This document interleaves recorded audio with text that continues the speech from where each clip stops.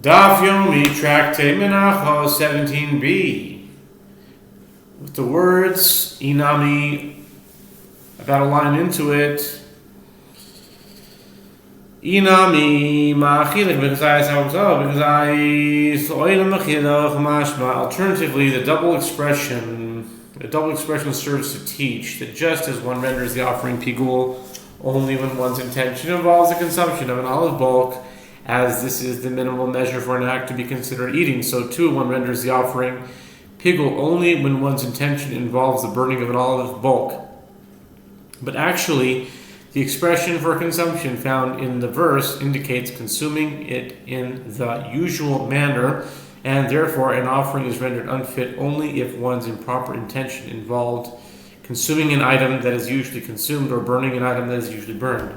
Rabbi Eliezer, im kindet l'chmon im kol yochel inami im yochel ma achol yochel shema mina tarti.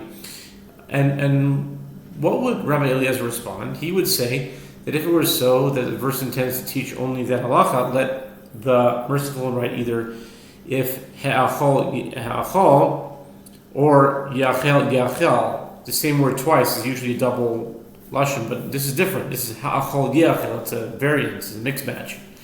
What is the reason that the verse states ha'achol yachel, employing both repetition and variation? Learn from this formulation two halachot. One, as the rabbis explain, is that the offspring was rendered unfit whether one uses an expression of consumption or an expression of burning, provided that one's intention is with regard to at least an olive bulk. The second is that the offering is rendered unfit if one intends to burn on the altar an item that is usually consumed by a person, or to consume an item that is usually burned on the altar. Amr le'Rab Zera Levasi. Rabbi Eliezer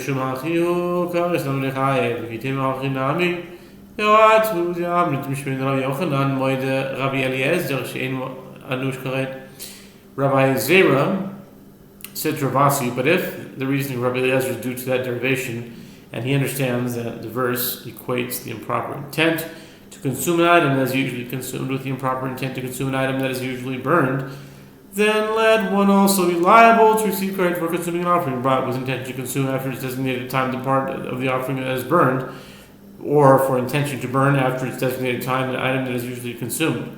Why does Rabbi Eliezer state only that the offering is rendered unfit? And if he would say that indeed Rabbi Eliezer does hold that one who consumes such an offering is liable to receive karet, that is difficult, but aren't you the one who said in the name of Rabbi Yochanan, Rabbi Eliezer concedes that doing so is not punishable by karet? Amar le tanai eliva de Rabbi Eliezer ikadaman de Amar Pesula de Draisa ikalaman de Amar Pesula de Rabbanan.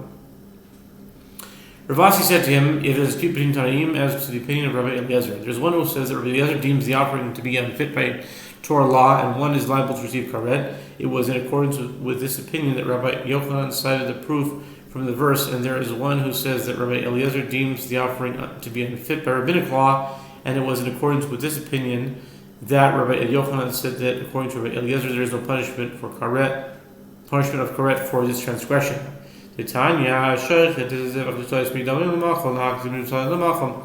Lechamim the Machon Kashia Rabbi Eliezer Poisel Hinich Midamai the Machon Rabbi Yehuda Poisel on Rabbi Ozol Af Bizor Rabbi Eliezer Poisel B'chum Machshirin.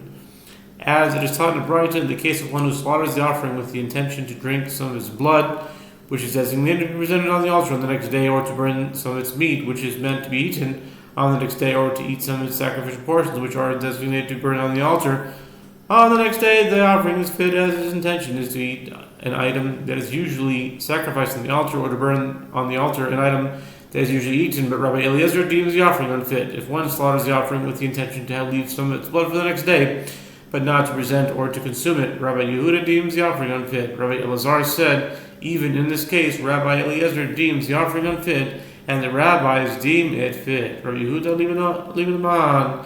Ilema leave the rabbanan hashda uma asm gam gash v'lash nechim mechshima oban hachla kashchen. Like kashchen, the Gemara clarifies. In accordance to whose opinion is the same Rabbi Yehuda that the offering is unfit even if he intends only to leave the blood for the next day, but not present it or consume it. If we say it is in accordance with the opinion of the rabbi, is now considered, and if there where the priest expresses his intention to using the language of consumption, the rabbi is nevertheless deemed an offering fit, despite the fact that if he had used his expression with regard to the portion burned on the altar, the offering would be pigul. Is it not all the more so the case that here, when he intends only to leave the blood until the next day, the offering should be fit? Ella aliba Rabbi Eliezer, v'yamar Rabbi Elazar, af bezo Rabbi Eliezer poisav chacham machshirin, Rabbi Elazar hainu Rabbi Yehuda. Rather, it must be that Rabbi Yehuda's statement is in accordance with the opinion of Rabbi Eliezer, and yet the Braita continues. Rabbi Elazar said, even in this case, Rabbi Eliezer deems the offering unfit, and the rabbis deem it fit. If Rabbi Yehuda's statement is in accordance with the opinion of Rabbi Eliezer, then the explanation of Rabbi Elazar of Rabbi Eliezer's opinion is identical to that of Rabbi Yehuda, and there does not appear to be any disagreement between the two. Elalav kolasika b'nayihu de Rabbi Yehuda v'tanakam asava lehaniach sulinam v'hanakois nami mechayev asad Rabbi Elazar lemema iri apostle that ain boy kois. Rather, is it not so that the difference between Rabbi Elazar and Rabbi Yehuda is with regard to liability for karet? The difference lies in that Rabbi Yehuda holds that if one's intention is to leave the blood for the next day, then according to Rabbi Eliezer, the offering is only rendered unfit, whereas in those cases listed in the Mishnah, such as where one's intention is to eat the sacrificial portions on the next day, he would be liable to receive karet as well. And Rabbi Elazar comes to say that according to Rabbi Eliezer, both in this case and in that case, the offering is unfit, but there is no liability to receive karet for it. Lo, the Gemara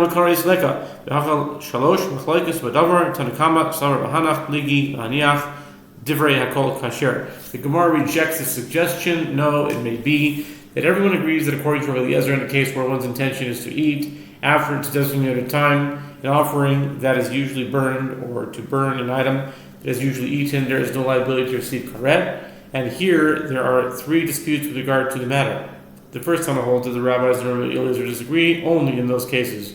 With regard to whether the offering is rendered unfit due to the intention to eat an item that is usually burned, or to burn an item that is usually eaten. But with regard to leaving his blood until the next day, everyone agrees that the offering is fit.